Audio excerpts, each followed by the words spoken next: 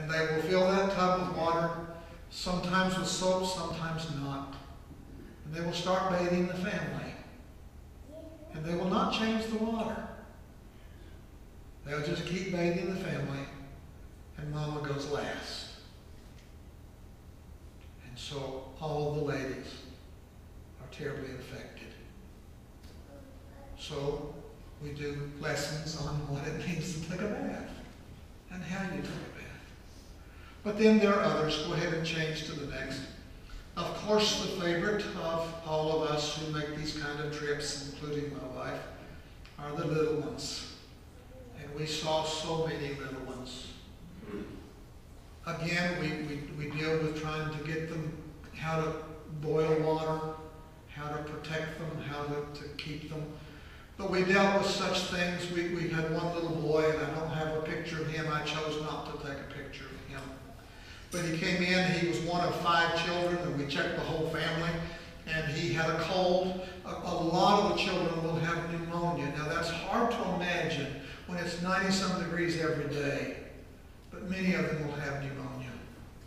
And so we were checking this little boy for a cold, but he walked in, and you could tell immediately as he walked in, he was not walking like most of the children.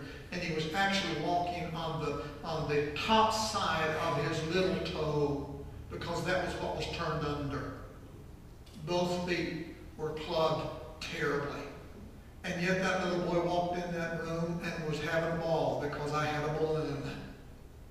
And he and I played balloons, and he would run on those feet and play with such joy. And Dr. Freddie picked him up. He looked up at me and he said, "Oh, Herbie, this could have been fixed so easily."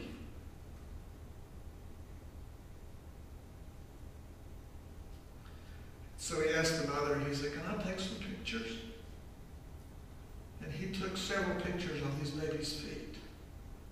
And he's come home and he's looking for a surgeon friend to take back down there to give these little boys his feet back. Those kind of things, just, they tear you up. They do. We had 2 patients, and I'm not dividing these into days because, to be honest, after that first day, the rest of the time is a blur. I don't know what day what happened. But we had one young man, he was younger than me. I think he was 54. And as Dr. Freddie started checking him, he told him that he had pain in his stomach. And I'll just tell you this. It's hard to learn Creole as any language, especially when you're just thrown in the middle of it. But there are some words that you'll never forget. One word became very easy to understand and remember. It was the word encore. Can you imagine what encore means? Do it again. Just like it means for us. And when the doctor would have them breathe, he'd say, "Encore," and they'd breathe all around.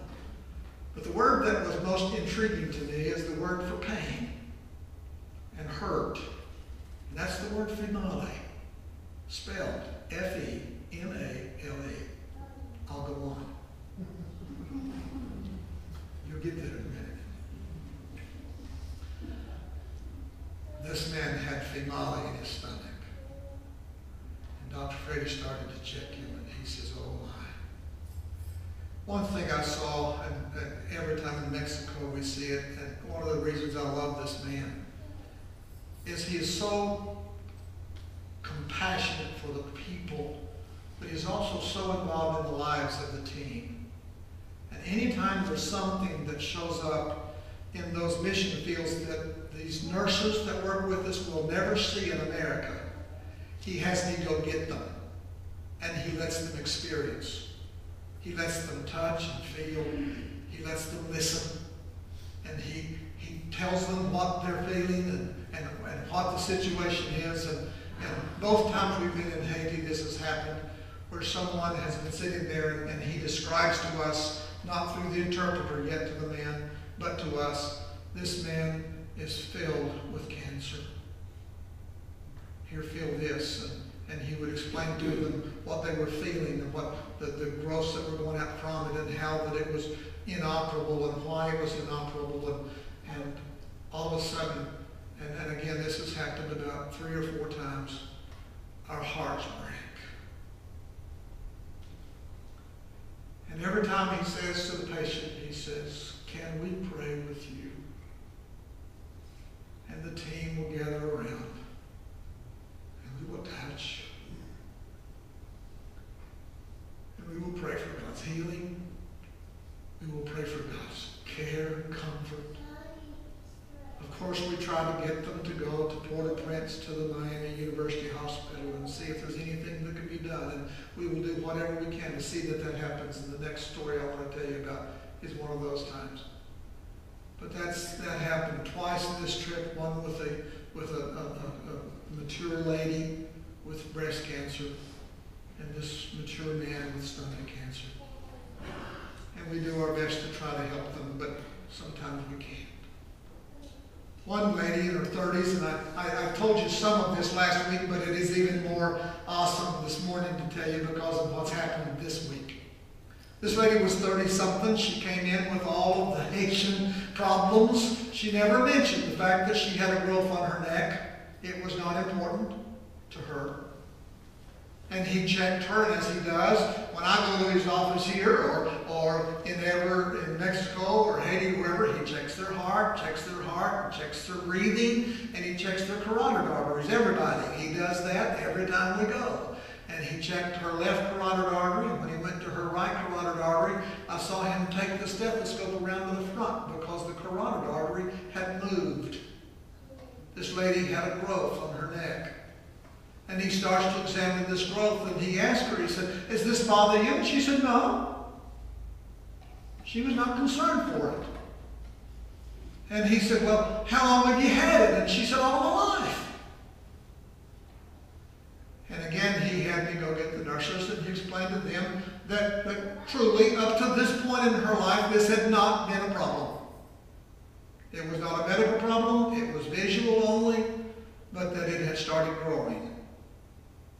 It was benign, he was convinced, but that it was now getting to the size that it was impeding the blood flow to her brain.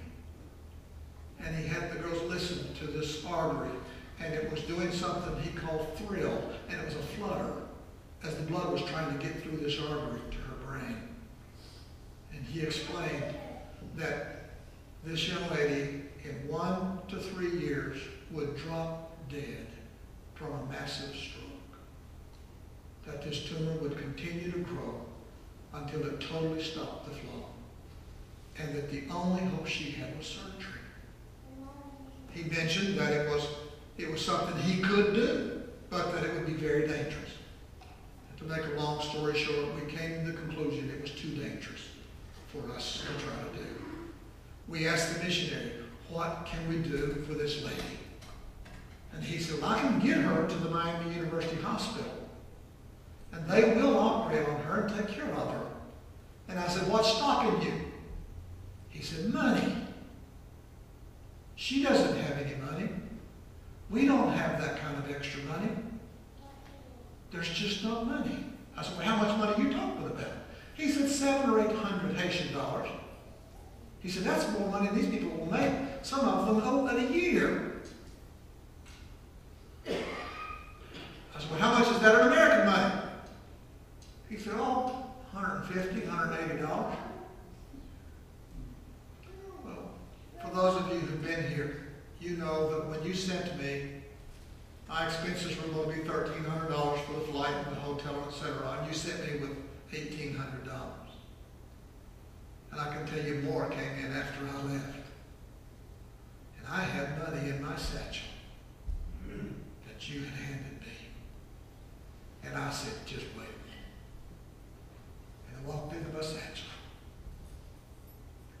pulled out 2 $100 bills, walked into the missionary, and I said, "Schedule her surgery." I got an email Thursday. She had surgery Friday.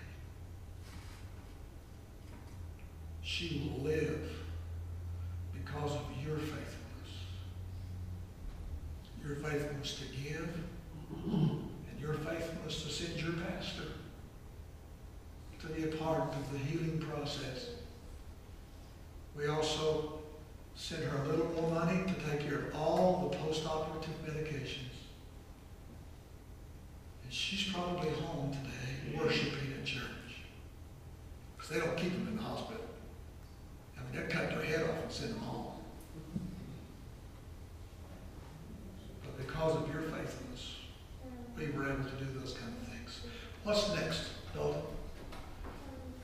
Go ahead. Go with the other. These are just some of the babies. Let me tell you this one, and then we're going to go to the table of the Lord in just a few minutes. From this one, I want to go down, Adam, to the church service, which will be at the end. This is a group of kids that came in the last day we were there, and they are a part of a preschool that we support in one of the mountain villages. There are 42 preschool children that we as Agape Ministries support. We feed them a meal a day. We provide for them ministry and watch care during the day so that their mothers can work and help provide for the families. And we found many of these mothers were single parents. And what a wonderful privilege it was to meet these kids. And several of the team members, I found out as we started visiting with these kids, personally support these kids. They have their pictures in their wallets, and they are the support that feed these kids on a daily basis. And they were excited to meet their kids. So they took pictures with them, and one of the young men who's a youth pastor down in Blundell had taken a little doll package from his 3-year-old to the little 3-year-old in Haiti that their family supports. It was a neat time of just hugging and taking pictures. And I tell you, these kids love digital cameras. When you take a picture and show them their picture, they think they've made it.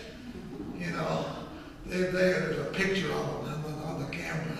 And we just, that was a joyful time that we had with those kids. And we needed it to just get to love them. And of course, Dr. Frady checked every one of them and made sure they were doing well and healthy.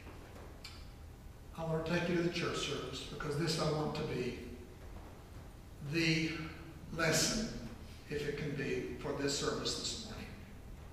On Saturday, as we were preparing to come back home, we spent the morning taking care of the medicines that we had left to make sure they got to clinics who would take care of the patients there without any cost, without any responsibility to them.